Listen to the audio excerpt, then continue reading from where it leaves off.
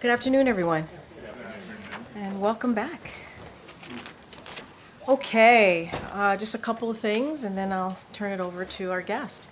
Today, President Biden spoke virtually with people from across the country who shared how the Biden-Harris administration's Investing in America agenda is benefiting their lives and how it is planting the seeds for a brighter future for their community. The call included local elected officials, community leaders, and people who are benefiting directly from the Biden-Harris administration's agenda, including from lowering healthcare and energy cost, local economic development, once-in-a-generation investments into America's infrastructure, and competitiveness, and so much more. This is the first in a series of conversation President Biden will have in the upcoming weeks. He will talk about how the Biden-Harris administration's historic agenda is creating jobs and opportunity, strengthening communities, lowering costs, and building a better future for Americans. Looking ahead to the president's schedule for the rest of the week, on Thursday, the president will travel to Wisconsin.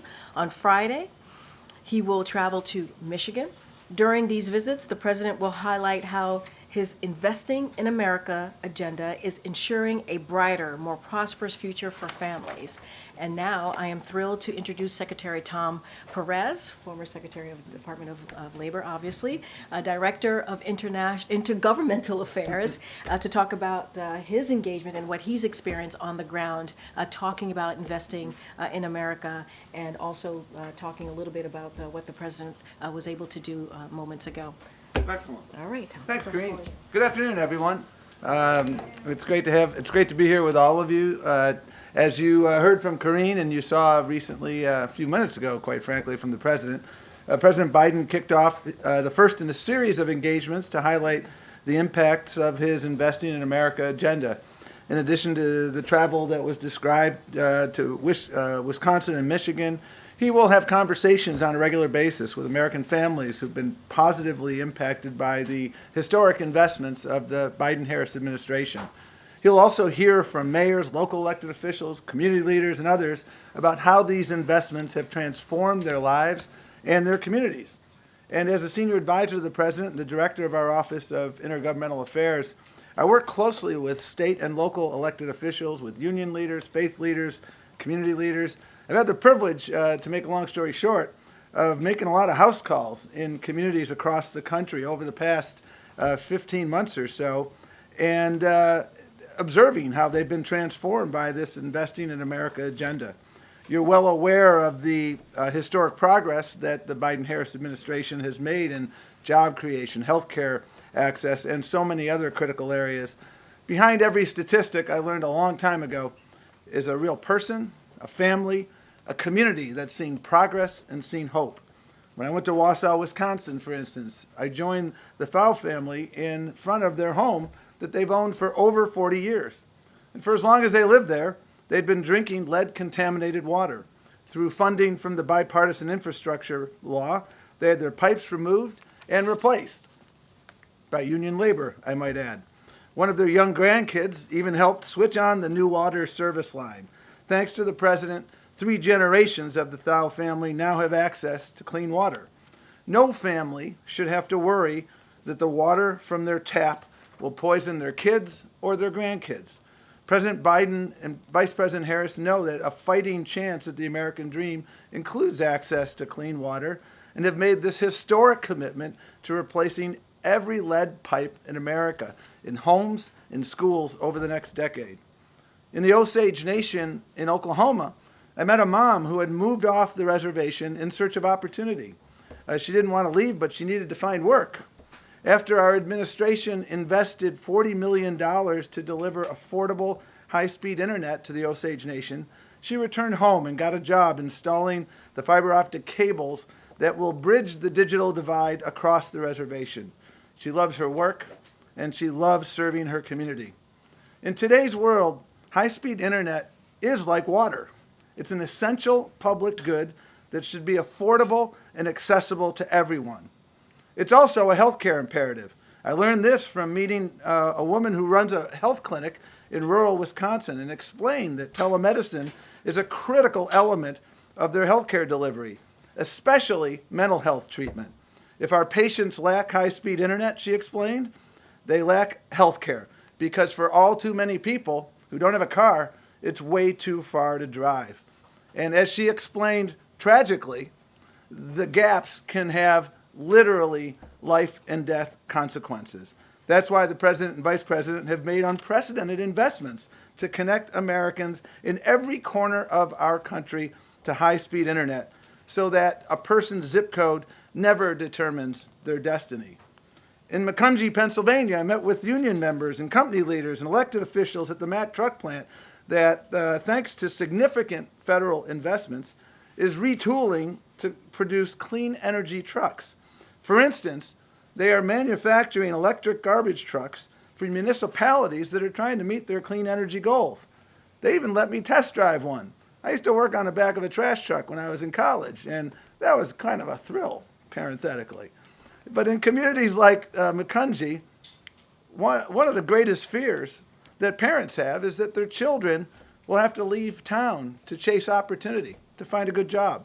These investments in Macungie and in other communities like Macungie across the country are changing that equation across America.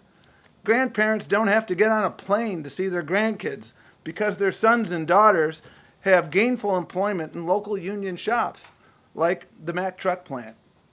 An IBEW member from Alaska told me a while ago that, thanks to the infrastructure investments from the Biden-Harris administration, he has work for the rest of his career. And his son, who also is now a member of the union, has worked for years to come. I frankly heard the same thing yesterday from union members in Pittsburgh when I traveled there with the president. The sense of hope and optimism is indeed contagious. I was with Mayor Turk in Allentown, Pennsylvania, and he introduced me to the De La Rosa family, a hardworking family that was struggling to make ends meet because the dad had some health issues and was having some challenges. But thanks to funding from the American Rescue Plan, they were able to move out of their very small apartment that didn't meet their needs into a subsidized, newly constructed townhouse apartment that finally gave their family some breathing room. Their son David, who is 18 years old, gave me a tour. And his highlight, as he said to me, and I remember this like it was yesterday, Tom, I've never had a backyard before. And he showed me the backyard. First time they ever had one. And by the way, he's got a full ride to UPenn, just started last week. And we're going to continue to stay in touch because Mayor Turk and mayors across America, Republicans and Democrats, have said to me repeatedly during my House calls that they have never had the opportunity to do more good for more people than they've had over the last 3.5 years, thanks to these investments by the Biden-Harris administration. And I'll note that business leaders have expressed a similar sentiment. As a former labor secretary, I have a habit of talking to businesses, and I always ask them the same question. What keeps you up at night? The most frequent response I hear these days is workforce. We have a workforce shortage. We have so much opportunity. We need to make sure that we build the skilled workforce to compete. That's undeniably a challenge, but it's a great challenge to have. And it certainly beats the alternative, which is having no work. And one of the glaring lessons I've learned from my travel and conversations with these mayors is how prior waves of infrastructure investment actually created or exacerbated opportunity divides in communities across the country. The fact that American English has the phrase wrong side of the tracks tells you everything you need to know about our awareness deep down that infrastructure can divide just as much as it can connect. In my travels to places like Pittsburgh, Milwaukee, Buffalo, Denver, Syracuse, to name only a few, I observed firsthand how prior infrastructure projects from prior generations, like highways and bridges, literally cut generations of families of color off from opportunity, all in the name of progress. In partnership with mayors and state and other local officials, we have been steadily investing to redress these historical wrongs, including impacted communities in the process. In each of these cities, I've heard from residents who are encouraged by the possibilities these investments present for them and for their communities. Smoother transportation routes equal access to jobs, education, and healthcare. More green space, cleaner air. In short, reconnecting communities has been about and will continue to be about reconnecting opportunities. We want out of the shadows. That was what a person in Syracuse, New York said to me, referring to literally the shadow that I-81 cast along the middle of her neighborhood when it tore it apart. That's ultimately what investing in America is designed to do. It's designed to lift communities out of the shadows, lift the tide so that it floats all the boats, not just the yachts. President Biden has kept his promise to be a president for all people, from small towns to big cities, red, blue, purple states, places that for all too long were overlooked or left out. Because of the president's actions and the vice president's actions and vision, Americans all over the country are seeing and feeling a better, fairer, and more prosperous future on the horizon, a future of endless possibilities. I've had the privilege of seeing those possibilities, and it is indeed exciting. So thank you, and we're happy to take whatever questions folks have. Thank you. Thanks for being here.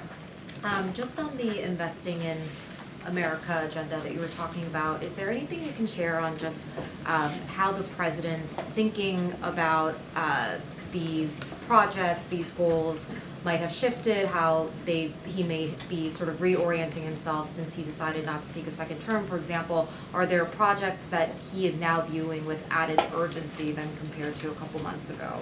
Well, I think the president views every project with urgency because he knows that behind every project is a community clamoring for change and hope and opportunity.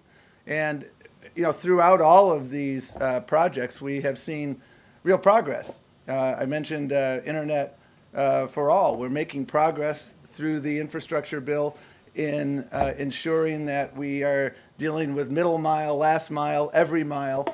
And this work is going to continue. I'm frequently asked, well, you know, can we do this faster? And the president has a healthy impatience for progress. And so we're going to continue working with our agency partners to ensure that we can break ground on every project where we've moved forward and get as much done as soon as possible. But, you know, when you're trying to correct a problem that is 50 and 60 years in the making, you know, the reality is that you don't replace every lead pipe overnight. It's not an on-off switch. But we're making tremendous progress. The president and the vice president are very good at setting benchmarks and holding ourselves accountable. The cabinet secretaries as well. And so we'll continue that work. Thanks. In your travels to Pittsburgh and throughout the Rust Belt, what kinds of conversations are you having with unions, companies, workers about the proposed takeover of U.S. Steel and what that would mean, and how is it informing administration policy right now? Well, the president spoke very clearly about that fact yesterday. Well, he's spoken about it multiple times, as recently as yesterday. U.S. Steel is an iconic United States company, and in his judgment, should remain an iconic United States company. And so I think the president has been very clear on that and will continue to be. And our conversations yesterday with union members were very much along those lines. And is the administration going to actively move to block that deal? Well, there's a process underway now that is working its way through, and I won't comment further because I want to respect that process. Thank you. So I've been talking to a lot of voters in battleground states, and the top issue I hear over and over again is the economy. They still feel like prices are too high and that wages and opportunities aren't keeping up. So why do you think so many Americans are either unaware of Biden's economic investments or haven't felt those benefits? And will any part of the Investing in America agenda impact voters between now and November? Well, I mean, it's always important to understand where we were, where we've come, and where we need to go. 4 years ago, we were in the throes of a pandemic exacerbated by a president who got so many things wrong and so many needless funerals because he didn't follow the science. We were in a pandemic-induced recession that resulted in millions of jobs that were lost. And the president came in, and the American Rescue Plan is aptly named because it really did not only rescue the economy, but it rescued many lives, and it ensured that we could move forward. And a number of the investments I've described, lead pipes, internet, high-speed internet for all, these are investments that are well underway, but undeniably there's still more work to be done in those areas. When you look at wage growth is growing by more than the rate of inflation, which means now people are making more than the cost of living, so they have more money in their pockets. And what we need to continue to do, because people are living their lives, they don't, I understand this because I've spent a lot of time, at kitchen tables, and people don't spend the amount of time devouring politics that, some folks here in Washington do. They're living their lives. And the purpose of this tour, quite frankly, is to remind people, because I can't tell you the number of times people look at a community center in a city or a town and they were unaware that that community center got built in no small measure because of money from the American Rescue Plan. So, we undeniably understand that there's more work to be done, but at the same time, as people understand where we were and where we've come, I see excitement everywhere about where we're going. I'm hoping you can expand on this a little bit. Sure. Is the purpose of this tour to promote policies that were already passed to build public enthusiasm for the president's agenda? And obviously you're a political creature who was a former DNC chair, and I don't want you to violate any rules. But is it a coincidence that the president is going to two critical blue wall swing states for the first stops on this tour? Well, the first speaker today was Randall Woodfin, the mayor of Birmingham, Alabama. We're not looking at red or blue. We're looking at red, white, and blue. If you look at where infrastructure dollars, if you frankly follow ARPA dollars, follow every funding stream, you can't disaggregate red states, blue states. The president has said repeatedly, and the vice president have said, we are the president and vice president for everyone. In my travels that I described, I've been to Oklahoma, I've been to Texas, I've been everywhere where we are seeing investments. And the purpose of this, and it kind of gets back to the most recent question here, is educating people about what has been accomplished. People have a right to know how their taxpayer dollars are being spent. And a big part of this tour is to educate folks that your library that didn't used to have high-speed internet, and I've been to one of those libraries, and it now has it. And by the way, libraries are workforce hubs in many communities because that's where people go to do interviews. That's where people who are, don't have a computer at home go to write their resumes and things of that nature. Educating people, I think it's a really important part of governance. It's a really important part of making people believe that government can work for them. And so that's what this tour is about. And just the Wisconsin and Michigan being the first. Well, again, Birmingham, Alabama was the first conversation he had. Zoom and Air Force One Well, landing. I think if you look at the president's travel and the vice president's travel over the course of this year, when there's a hurricane or a storm, a weather event in Iowa, we were on the phone with the governor of Iowa approving an emergency declaration overnight.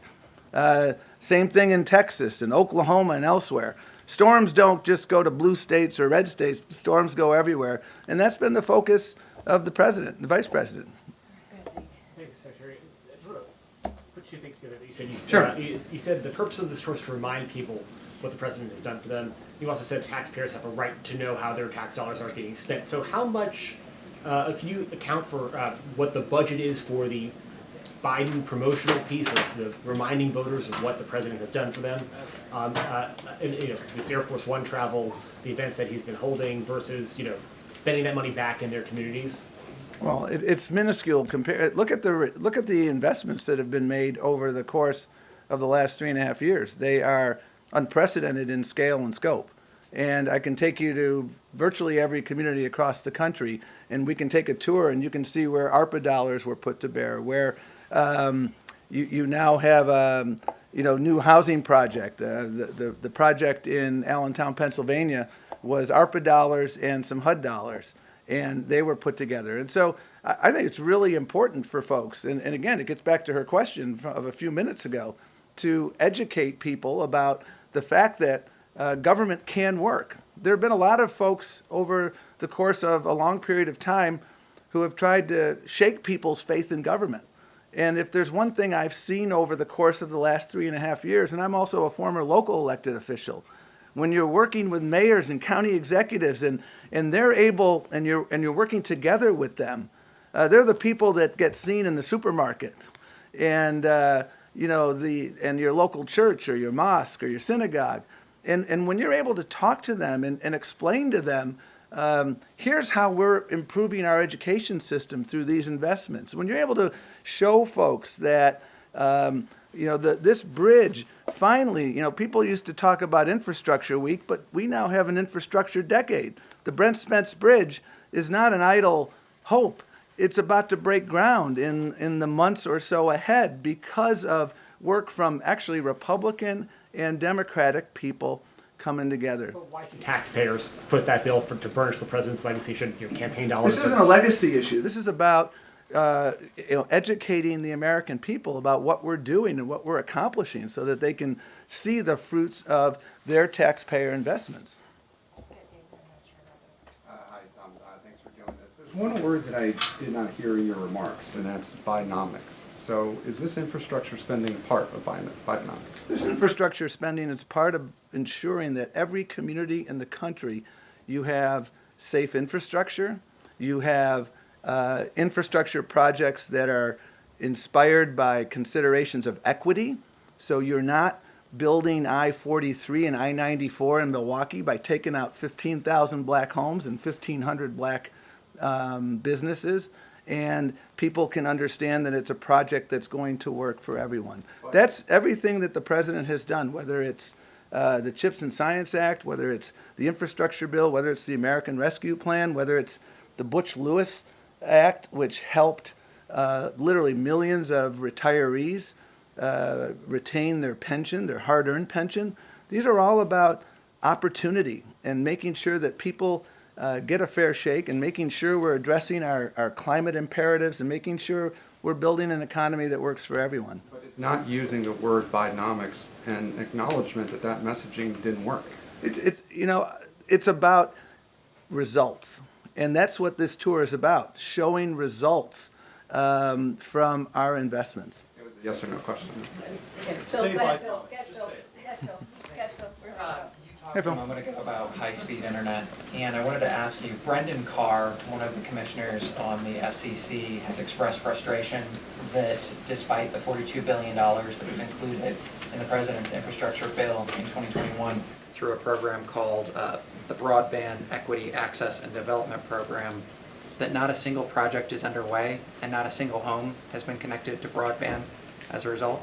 Is that accurate? Can you tell us? I'll have to talk to the families who've been connected as a result of middle mile programs. I was up in New Hampshire 7 months ago. Through this program specifically? Well, I don't know. I did not get the precise funding stream through which the homes of people I met in New Hampshire are now connected, or the library in Wisconsin is now connected. But what I can tell you is because of leadership at both a federal and a state and a local level, these communities and federal dollars, these communities now have affordable high-speed internet. The one thing I will say about the FCC is we work very closely with them to make sure that people who couldn't afford internet could get a subsidy. The American Connectivity Program was something the president and the vice president very strongly supported. It expired in May, I believe, of this year, and we spent a lot of time.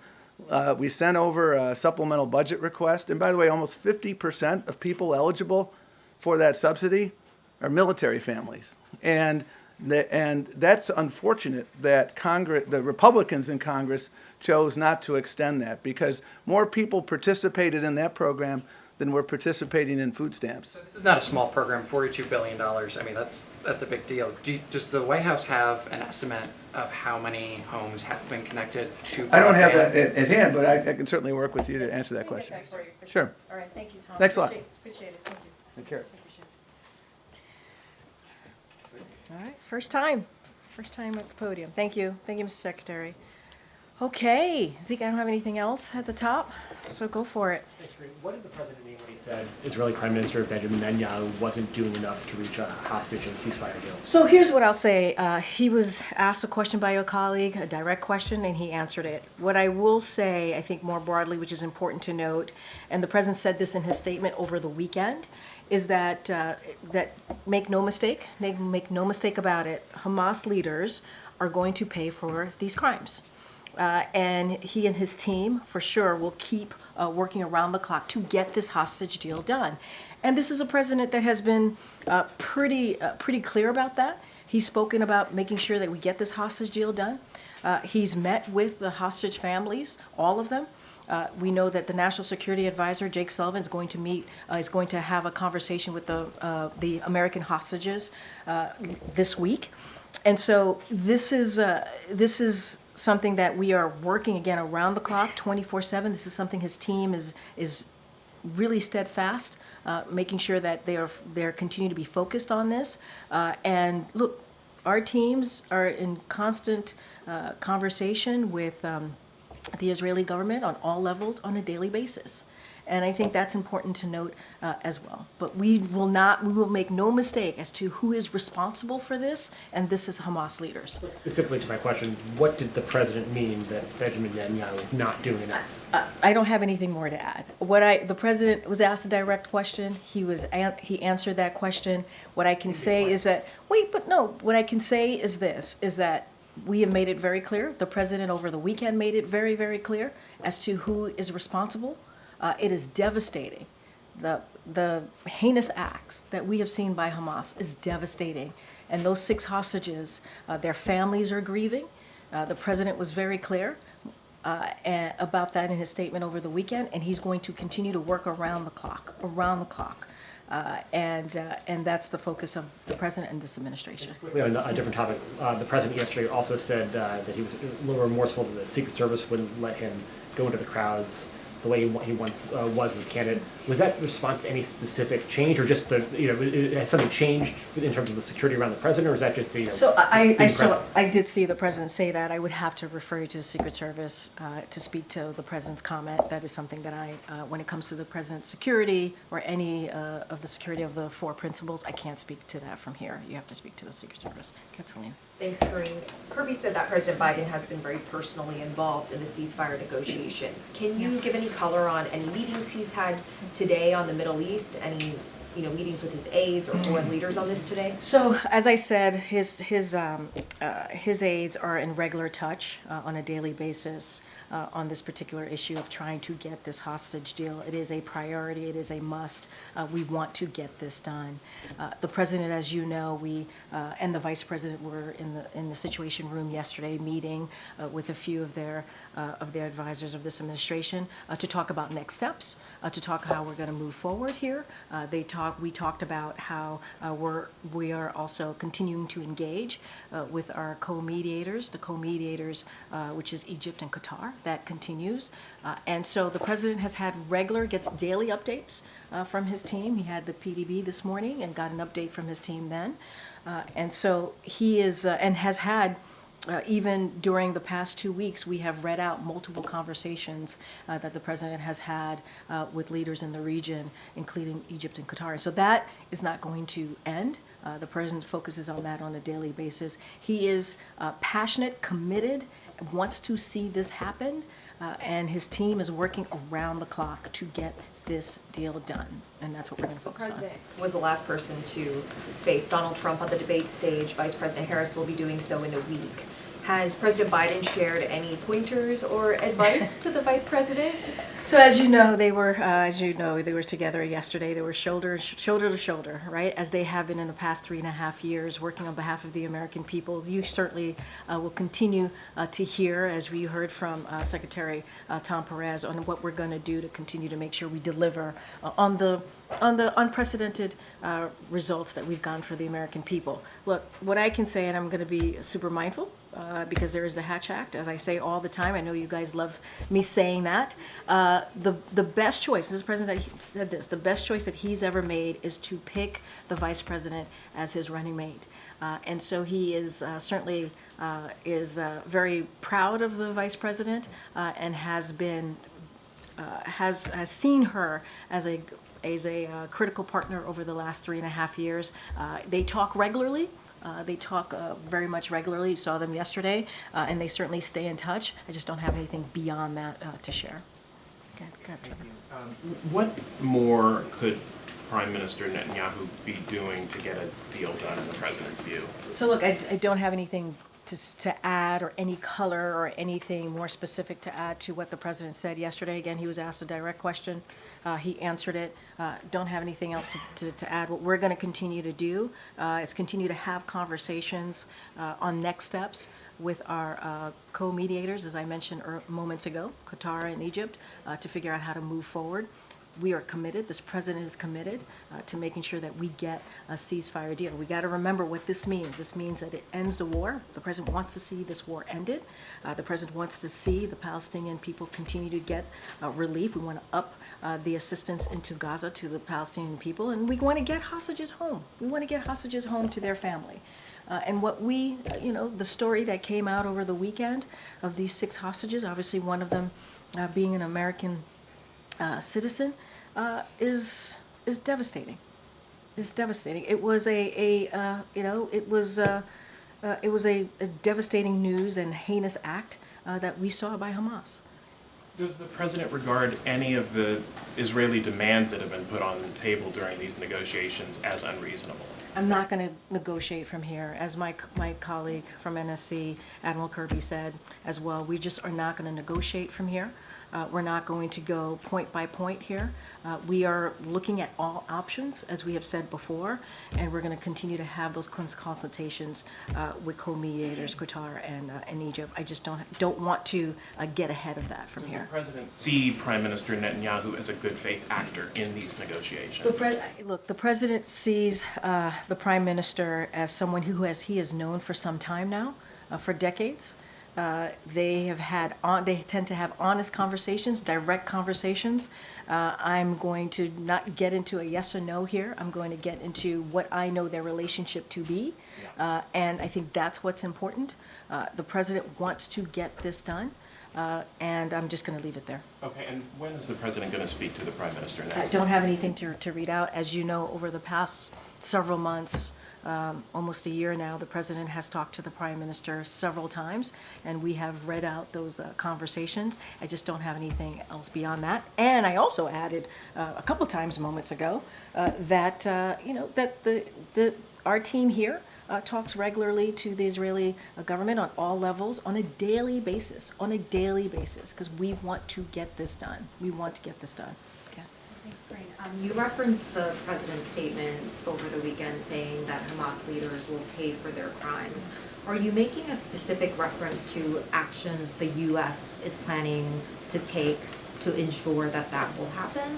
So I'm not going to get into, as you know, we just don't telegraph those types of things. We wanted to send a clear message, and we did. The latest events were heinous. There were heinous murders, and Hamas has even more American blood on its hands, and that's what we want to make sure. And as you stated to me, Hamas leaders will pay for this crime. I'm not going to telegraph from here, from this podium, what that's going to be. That's not something I'm going to do from here.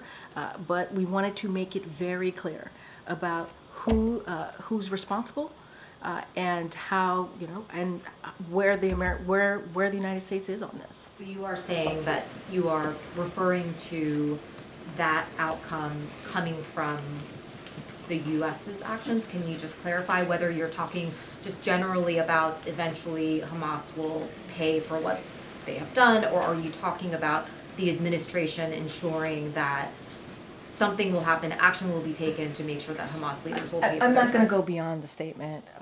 As I said, Hamas leaders will pay for this crime. What we saw over the weekend was the latest heinous murder, and that's what it was. And so we are going to be very clear on calling that out. If anything, Hamas has even more American blood on their hands, even more. And so we're going to continue to be really clear. I'm just not going to go beyond that statement, beyond what I'm saying here. I'm not going to telegraph anything from here. And we wanted to make the president in his statement, I think, was pretty clear. But we do not telegraph on what that could look like. And just following the death of another American hostage, can you talk to us about where the administration is now on the idea of some kind of deal, some kind of attempt to rescue just the American hostages, not as part of a broader package? No, I understand the question. I know that's come to us a couple of times. I'm not going to get ahead of what we're trying to do right now, which is get a ceasefire deal. I don't want to get into hypotheticals at this time. I'm just going to be super, super mindful. We are going to focus, continuing to have our conversations, consultations with Qatar and Egypt on the next steps on how to get this done. It is a priority for us, and so not going to get beyond the hostage deal that we're trying to get at this time. Is the president concerned that there could be another moment, another day when he learns that an additional American hostage has been killed as he's working on this deal? I mean, he's the president of the United States, and he cares about American citizens. He cares about innocent people. And this is why he's been working around the clock with his team. His team has been leading this effort and working around the clock in getting this deal done, of course. And we can't predict what's going to happen next. We can't. And so, these are dynamic situations. And so we have to continue to work around the clock to get this done, and that is the president's commitment. I don't think I've seen you in the briefing room before. It's nice to be here. Yeah, what's your name? Thank you. It's Scott McFarland. Hi. Oh, that's right. Hi. Good to see you. Let's talk about this some more. Yeah, This is lovely. Sure. Let's go have some back and forth. Hey, Scott. Last month, the president in an interview said he's not confident at all about a peaceful post-election in America. What's the White House's concern about unrest, baseless challenges to election certification, and is the administration doing anything to prevent or protect against danger? So I'm going to be really also very thoughtful here, not get ahead of what's going to happen in the upcoming months. I think, and going back to the answer that the president gave, if you saw what happened on January 6th in 2021, I think any president who cares about our democracy, who cares about our freedom, who cares about free and fair elections, who truly cares about that, would be concerned. You can't be blinded by what happened under the last president. You can't be blinded or forget what happened on that day when 2,000 mobsters, or not mobsters, but a mob of 2,000 people attacked the Capitol. They did. They attacked the Capitol. And they were told to go after the former vice president. And they were told that the elections that had just occurred, that dozens of Republican judges said it was free and fair, and the results were the results. They didn't believe in that. And so that is a scary thought. That is a scary thought. The president obviously is going to do everything that he can to protect our democracy, to protect our freedoms, to protect the free and fair elections. And, and that's what he was talking about. All you got to do is go back 3 years and see what happened and see what the former president did and what he led, But obviously, I'm not going to dive into the specifics of that. There's an investigation, but we heard from the former president what he said directly, and so I'm going to be super mindful. But the president said it himself. He has concerns. So there's a lot at stake here, something that I've said before. And we know that the American people, we saw this in 2022, they care about our democracy, they care about freedoms. This is something that they truly want to see protected, and that's something that the Biden-Harris administration is going to continue to work on to protect that democracy and freedom. Okay, Gabe. Thanks, Karine. Does the president support the 10,000 hotel workers that went on strike? So we have seen the reporting of what's currently happening with Unite Here. The president was out and about yesterday with the vice president in Pittsburgh on Labor Day, which is something that obviously the president, when it comes to labor, when it comes to being the most pro-union president, he is very proud to have that title. Look, so what I can say as far as Unite Here and the 10,000 workers, I believe in 24 or 25 hotels that we're talking about now.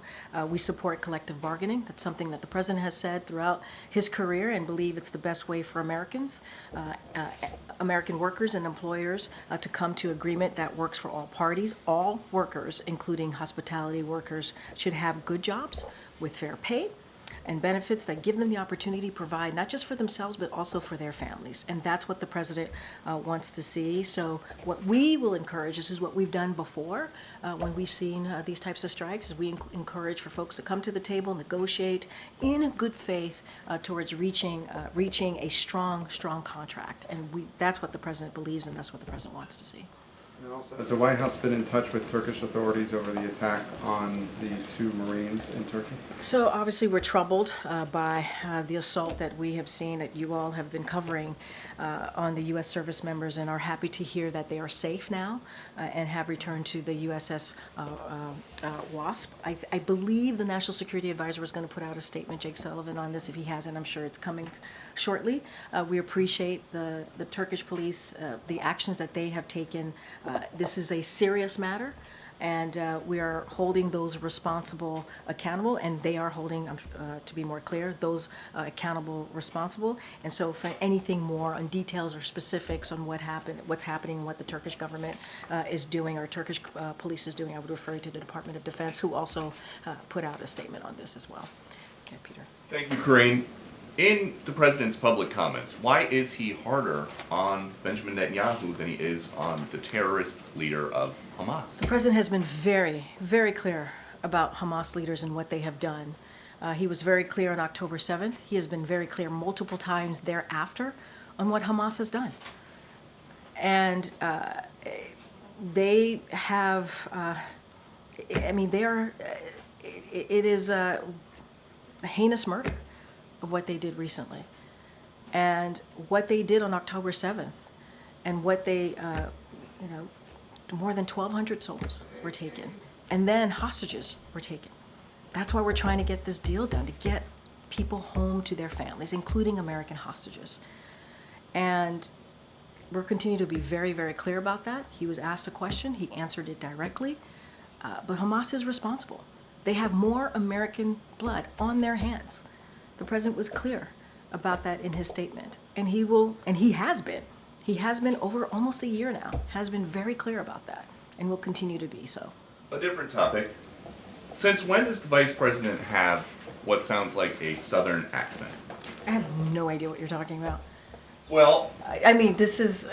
she was talking about unions in Detroit using one tone of voice. Is this something that same you think... line Okay, Peter. that she used the same line in Pittsburgh, and it sounded like she at least had some kind of a southern drawl. Do you hear the question that do you think Americans seriously think that this is an important question? They care, you know what they care about?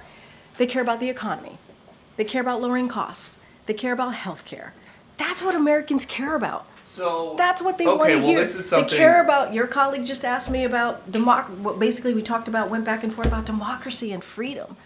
That's what they care about. I'm not even going to entertain some question about the president. It's just, hearing it sounds so ridiculous. Well, but hearing it is... The question, I'm talking about the questions, is just insane. Is that how she talks in meetings here? I'm just, Peter, we're moving on. We're still moving around. Go ahead, Anita. Thanks. Starting with Ukraine and this recent attack, has there shifted the administration's response to Ukraine's request to be able to do long-term strikes in Russia? And then just quickly, when the General Assembly happens, we understand that Zelensky's going to come to the U.S. Is he going to meet with President Biden and Vice President Perez?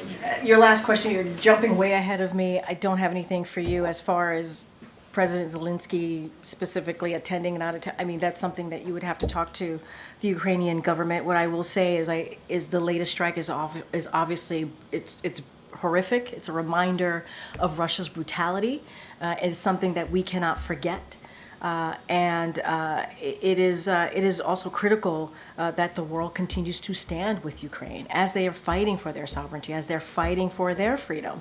And so what we can say from here is that President Biden has been very clear for his support for the Ukrainian people, and that continues to be unshakable. And that's what I can say. As far as our policy, to your first part of the question, nothing's changed. I don't have a change of policy to speak to. The moon. Shooting for the moon. President of China is coming to the APEC meeting in Peru. President Biden is expected to attend. Are they going to meet? I know National Security Advisor Jake Sullivan spoke to this when he was doing his press conference and when he was in Beijing, I believe last week. I lose track of days and times sometimes. And so I don't have anything to share beyond on what the National Security Advisor shared during his press conference. So I'll leave it there. The president returned from Pennsylvania yesterday. He made a statement to the pool about not getting back out into the large crowds, that the Secret Service saying essentially that it was too dangerous. Can you clarify? Yeah, I was just asked this question, I believe, by Zeke, your colleague, moments ago. I don't have anything else to share beyond what I just shared with Zeke. I believe you asked me these questions. Okay, good. But I just don't have anything to share. No, you have to, this is, when it comes to the president's security or any of the principals, Secret Service, you have to talk to Secret Service about that. They can share more if they choose. He is going back on the campaign trail this week, so nothing has changed. Nothing has changed as far as his travel. We are going to be out there. As you just heard me speak to him going to Wisconsin on Thursday. He's going to be in Michigan on Friday. We just got back to your point in your question when he was answering answering a question or making a statement yesterday. He was in Pennsylvania. He's looking forward to it. He's looking forward to being out there, speaking directly to the American people, talking about what we've done this last 3.5 years. And so he's excited about that and wants to continue that. Okay. Thank you. The Vice President released a political ad this morning where she mentioned that price gouging is a problem in the United States when it comes to grocery prices. And I wanted to see if there's anything that the Biden-Harris administration is doing to address price gouging, if there are targets in mind, and sort of the activity that the administration has around this issue. So look, obviously, we have been very much, an administration has focused on lowering cost. That is something that we continue to do. As one of the most recent events that the president and the vice president had was indeed talking about how to lower prescription drugs. And so that is something that you know that we've done and over the past couple of years. As it relates to the campaign, as it relates to the ad, I got to be mindful. Just I have to say this at the top. Harris campaign can speak to specifically to the ad, but we have made some progress in lowering prices, as I just mentioned about the Medicare. What we've been able to do with beating back pharma and lowering some prices there when it comes to health care. And they have taken on price gouging. This is something that we have done here in this administration, including partnering with state attorneys generals to crack down on anti-competitive behavior in grocery and agriculture markets. That is something that we have done in the past 3.5 years in this administration. And so obviously, it's something that we have focused on. What we want to do, and this is an issue that Americans care about, the economy. We want to continue to lower costs for Americans. We want to make sure that big corporations and billionaires pay their fair share. And we want to make sure that we build an economy that works for all, from the bottom up, middle out. This is all connected. And what the president and this vice president has tried to do over the 3.5 years. Does the White House believe that price gouging is, despite the efforts that you described, that price gouging continues with grocery prices? Yes, we've talked about this. We have seen, now to be clear, we have seen grocery prices come down over the past year or more, and so that is important. And a lot of that is the work that's been done from this administration. The president has called out companies, right, who we know were doing just that, raising the cost. But what we believe is that we want to make sure that Americans are not played for suckers. You've heard the president say this. They are not played for suckers, and that we're going to continue to do everything that we can to protect them. And so, again, we've done work on dealing with price gouging, working directly with state attorney generals to crack down on certain actions that we have seen, and we'll continue to do that. And then just one other topic. It was striking, at least to me, to see the White House tweet out a photograph of the president yesterday meeting with his hostage team in the Situation Room. Is there a military option that's being considered to help release the U.S. citizens that are being held against their will? Yeah, it's a very similar question that I just got from your colleague. I appreciate the question. I'm not going to get into any plans or policies from here. That is not something that I'm going to do. What I can say, and this is something that we have talked about, something that you've heard from this administration, is we are going to continue to get that ceasefire deal. We believe it is critical. We believe it's important to get that done. We want to see this war end. We want to see hostages come home, including American hostages, come home to their families. I just don't have anything beyond or outside of working around the clock to get the ceasefire You're deal. not rolling out the idea. I'm not. I just cannot get into that from here. What I can speak to is the ceasefire deal that we've been working on to get. We believe we're closer and closer, and that is our focus. That is the president's focus. I'm not going to speak to military operations. I'm not going to do that. That's not something that I could do from here. I would never do that. Never telegraph anything like that from here, and not from this podium. And so that's what I can say. Our focus, ceasefire deal, working continuously with our co-mediators, Qatar and Egypt, on next steps on getting to that hostage deal. That's our focus. Okay. What's the White House reaction to the UK's decision to withhold some arms from Israel over those concerns about that they would be used essentially to violate international law? So I know that they've spoken to this, the UK government, so certainly I would refer you to the UK on their own determination and what that actually means, what standards under the UK law specifically, and how it's been applied here. So that is something that they have to speak to. I just don't have anything beyond that. On the White House side, has there been any conversations with the UK about what that means, and does that have any impact? Does this kind of decision have any impact on the goal of getting a ceasefire deal? So look, what I can say is we're going to continue to try and work and get on a ceasefire deal. That's our focus. That's what we're going to continue to do. If you're asking me if we were giving a heads up by the UK government, we were given a heads up by the UK government. But this is something this is their determination. This is something that they have to speak to and how they get to that decision. We are determined to get and committed to get the ceasefire deal. Our commitment to Israel's security remains ironclad. That is something that we're committed to, and we've said this. We've said this from this podium many times. Israel faces a number of threats from throughout the region, and so that is ironclad. That has not changed. But we are trying to get that ceasefire deal working around the clock. That's what we want to see. That's our focus. Okay. How concerned is the White House for Vladimir Putin getting a red carpet welcome in Mongolia despite an arrest warrant of the ICC? So look, so obviously we're aware of the visit, of Putin's visit to Mongolia, and we have said this before, and I'll say it here. We don't believe any country should give Putin a platform to promote his war of aggression against Ukraine. There is no doubt that members of Russia's forces and other Russian officials are committing war crimes or other violations of international law in Ukraine. And we have been clear that those responsible must be held to account. We expect that Mongolia will adhere to its commitment to and support for the principles of the UN Charter, including sovereignty and territorial integrity, and convey that these principles must be upheld across the world, in Europe as it is in Asia. So that's what we want to see. Gotcha. Thanks a lot, Karine. On the Investing in America event that we had earlier today, the events that the President will have later this week, obviously the President wants credit for his domestic legislative accomplishments. Has the administration just simply considered putting a sign on an infrastructure project saying this infrastructure project brought to you by the Biden administration? So I believe when we've traveled, I've seen some of those signs, and so that's not uncommon, right? To see signs when a big project or a big legislation is passed into law, and there's federal funding. To see signs like that, I think I've seen it across the country when we've traveled.